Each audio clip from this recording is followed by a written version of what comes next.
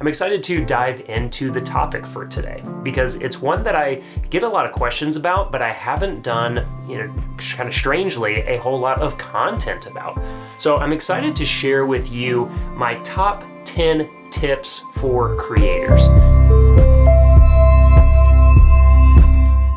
Now, some of these will skew towards a newer creator, someone who is still in the startup or side hustle phase, and also thinking about it in terms of, could I make this a career? Could I make this a thing that I do as my main, revenue driver? These are all things that I've learned over the past 10 years. You should also listen to my 10-year overnight success episode as well, because it will give you a lot of context. It'll kind of help connect the dots and fill in the blanks a little bit of how my own creator journey has gone.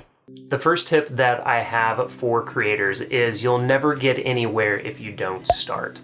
So often, whether I'm coaching creators, or I'm just talking on social media or through email or on webinars that I host, one of the common things is that I feel like I need this to happen, or I need to have this topic idea, or I need to have this many posts kind of written before I actually start. And early on, that is definitely a fallacy. It's not true, because you will make so much more progress if you go ahead and start and just commit to consistent creation early on, which actually leads us into my second tip for creators, which is early in your creative journey, and honestly for a really long time, the consistency of your creation and publication is more important than the quality. As a creator, we want our work to spread. Part of the practice, part of what most people hope, I know definitely for myself, is that I want more people to see my ideas. I want my audience and my influence to grow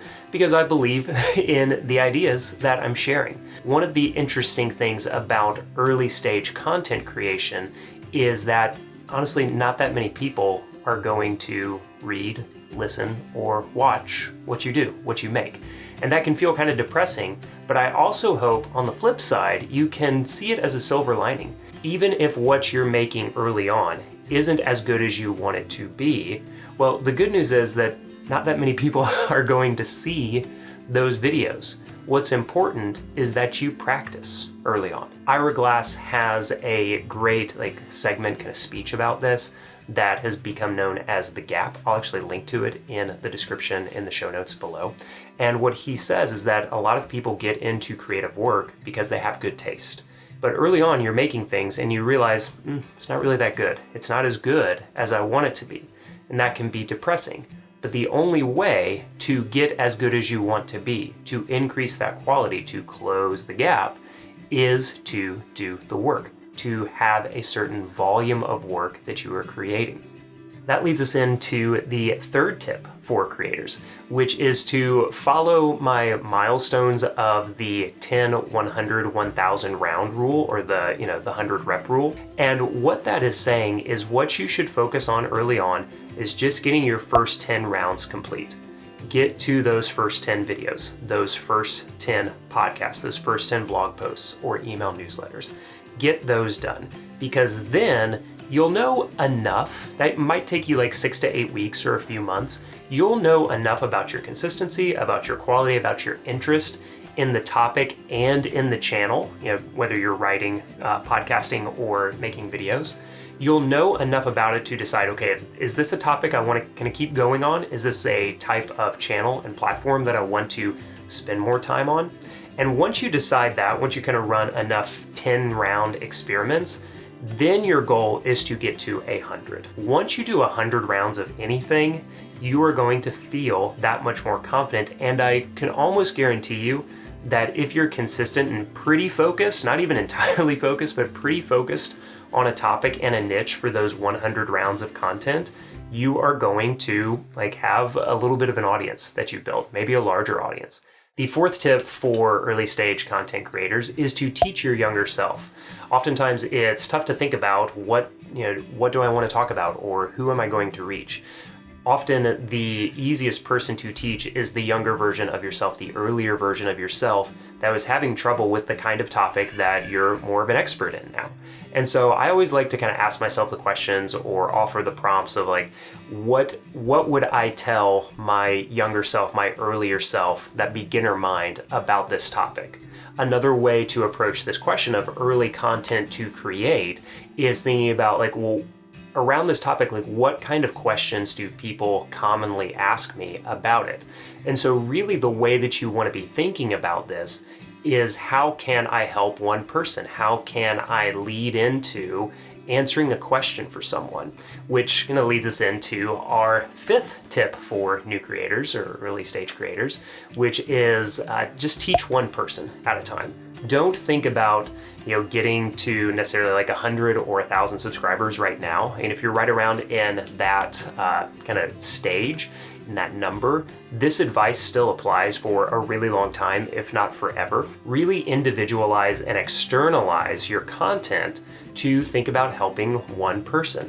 My favorite example of this is Tim Ferriss talked about when he was starting to write the 4-Hour Workweek. He was getting really stuck on the chapters, and it just didn't have the kind of feel and flow and personality that he felt he wanted to bring to the book. And the breakthrough for him was that he had a couple glasses of wine and he just opened up Gmail and put in the subject line, Chapter 1, and wrote the first chapter of 4-Hour Workweek to a specific person. I think it might have even been to Kevin Rose, but I'm not sure about that. So think about teaching one person as you are starting to create that content. You can really nail down to their problems, to their needs, to the ways that you can uniquely help them. And that is a really good way to kind of get over the hump and break that writer's block or recorder's block of the content that you want to be making. The sixth tip that I have for content creators is to follow a simple audience building loop. As I've studied creators and worked with them very intently for the past 6 years, I've noticed that most creators, for the majority of their career, follow this really simple loop. And it's that you start with creating. So step one, if you can visualize this as a loop, step one at the top, 12 o'clock, you create content. You create the content that you need in order to go to step two and share it. So we create content and then we share it with people. As people engage with that content, and again, it won't be many early on, and that's okay, but as anyone engages with your content, as you share it, you are going to learn, which takes you to the third step in a very simple 3-step audience building loop. What you learn from sharing will help you understand and improve as you go back to the top of the loop, this flywheel, and start to create your next round of content. So very simple, create content, share content, learn from what you shared, create more content. This was how I grew my YouTube channel early on. Because when I shared that first bullet journal productivity video, what I learned from the comments of that video is people were asking me, what is the 10 block method? How do you plan out your week? And my next few videos were, here's the 10 block method. Here's how I plan my week. And those 4 or 5 videos that were just a result of creating content, sharing the content, learning from how people engage with the content so that I could then create more content again. That was a really simple, really effective creator flywheel that you can use, and you can follow that literally for your entire career. The 7th tip I have for creators is to find the creators that you admire and think about how you can emulate, but obviously not duplicate, all right? Think about it in those terms. Emulate, not duplicate. And what I mean by this is basically doing some research. If you're a YouTuber, go on YouTube. If you're a blogger, look at your favorite blogs or email newsletters. If you are a podcaster, look at your favorite podcasts. And you want to look at them in 2 different ways. You want to look at it and say, who are people that I follow, that I admire, that have a great style that I might want to emulate. Look at how they're doing things and just try and pick up one little tip or one little effect that you want to emulate.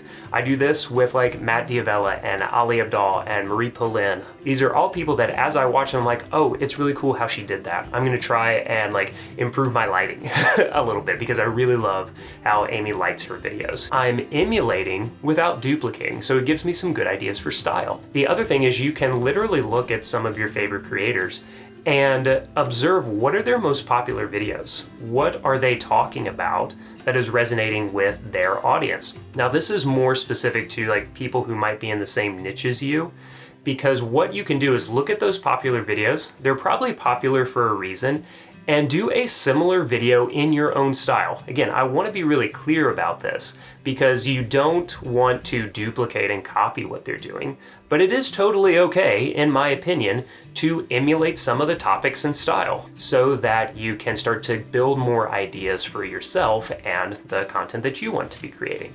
The 8th tip I have for creators is to start an email list. Yes, boring old email. Email converts for products, for engagement, for building trust, way better than any other platform. And the engagement rate is so much higher. I have, as of this recording, just short of 60,000 subscribers on YouTube. Most of my YouTube videos get between 8 and 10,000 views. I'm getting say between 10 and 20% engagement on average for my YouTube videos.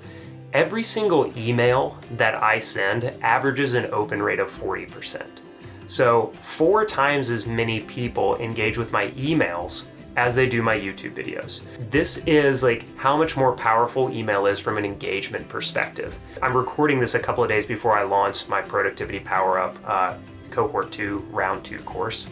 And I can guarantee you that probably 80% of the revenue that I have for this course is going to come through my email list versus YouTube or versus like people who came from the podcast. So even if you have smaller numbers, obviously you might have smaller numbers for your email list and some other platforms that you have, the power to like engage with those people, to build trust, and eventually to launch a product, to build a newsletter, to do a membership, whatever it might be that you want to create as your monetization model, the email list is going to be where you drive the vast majority of your revenue. I might do a specific video or podcast about this in the future, but if you want to start an email list, the best way to do that, the best tool to use that, in my opinion, is ConvertKit, where I used to work. I was employee number 5 at ConvertKit. It's an amazing platform. You can sign up for a free account and have up to 1,000 subscribers to start with. If you want to join ConvertKit, make sure you check out the link in the description and the show notes below. It is an affiliate link that you'll sign up through, and all that means is if you ever upgrade to a paid account, then I'll get a little bit of a kickback on that, but it's in no way an additional fee to you. It's just like a little thumbs up and kickback for me. So thank you. The 9th tip that I have for creators is to sell a product or some type of service or membership as soon as you feel able to. And you should probably do this earlier than you might be willing to, because if you want to make this a sustainable career, heck, even if you just want the money that you're spending on this, because like content creation does cost money. Like I've got a camera, I've got like website hosting, I've got like Podia for my courses, I've got ConvertKit for my email. It generates costs even if you keep them pretty low. So think about how you want to monetize. And I always think about like courses, digital downloads like ebooks. I think about membership communities. I think about live workshops and webinars that are paid. I want to control the monetization strategy instead of relying on ads, which, by the way, ads for me on YouTube for over 50,000 subscribers has come out to less than $10,000 in a year, which is nice, but nowhere near be able to quit my job and do this full time. For most people, the vast majority of your revenue is going to come from products that you create. And so go ahead and start thinking about and start planning for how you want to create and what you want to create for that first product. And the reason that you want to do this sooner rather than later is you want to set up the expectation with your audience that you are running a bit of a business here. You want to build into a larger business, and businesses have products and ways that you can support them through those products. There's nothing wrong with it, and it's a great like business model to have. It also helps you understand how to sell, how to create sales pages and sales emails, and how to position your products. It helps you learn over time what kind of products and what kind of message is going to resonate the most with your subscribers, with your audience. So if you can do this sooner rather than later with lower stakes than saying, I see this with a lot of people, they're like, okay, it's time, I want to do this full time, or I'm doing this full time now and I really need this course to take off, or I don't know what I'm going to do. You don't want that to be your situation. And if you have been able to practice over time with smaller launches, with smaller products, with really dialing in the positioning and the messaging of your products, of your offers, then it's just going to be that incremental build. And you might have a really, big blowout offer at some point, something that just takes off. That's an amazing spot to be in. But what I've often seen is those like, oh my gosh, I just did 100K on this launch. It's actually maybe like the 10th version of that launch that they've done over the past couple of years. The 10th and final tip that I have for creators in this episode is that tools and design are useful, they are helpful, but they don't matter as much as you think they do early on. What matters are the things that I just talked about in tip number 9, the positioning, the message, how it is going to impact people, the amount of conversations and feedback that you've gotten from your readers, from your subscribers about what they like and how it helped them or how it didn't help them. And so when you think about like, okay, I need my email tool to do this, or I need my course tool to do that, or I need my design to look a specific way, and I don't know why the white space is so much between these two sections. All of those things, like, they are important in some way, but if you allow those like tools and designs and looking for the silver bullet or the golden gun of like the perfect thing and the perfect look, number one, it doesn't exist. And number two, those are actually secondary issues to your potential customer, to your prospect. What really matters is, are the videos that you're making, are the words that you're writing, are the words that you're saying resonating? Is the message that you're giving them solving a problem? Does the tool matter?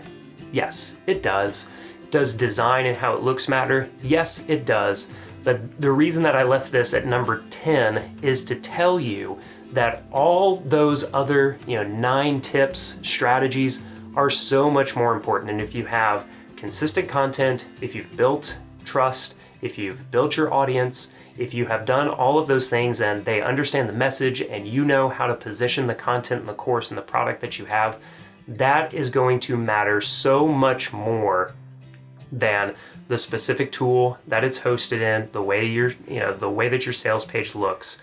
The message is what matters. It was a lot of fun to put this together. I'm going to do some more videos about the creator economy in the future, more podcasts about this, because I'm really fired up about it. And I think there is so much opportunity out there. So if you have any questions about this, the best place to ask me, to be honest, is on Twitter. So if you're on Twitter or you want to sign up for Twitter just to ask me some questions, I'm at Matt Ragland on Twitter. Let me know either there or on email. You can also email me, matt@mattragland.com, to just ask any questions about the creator economy or how I see all of these things fitting together. I'd love to chat with you about it. Thanks so much.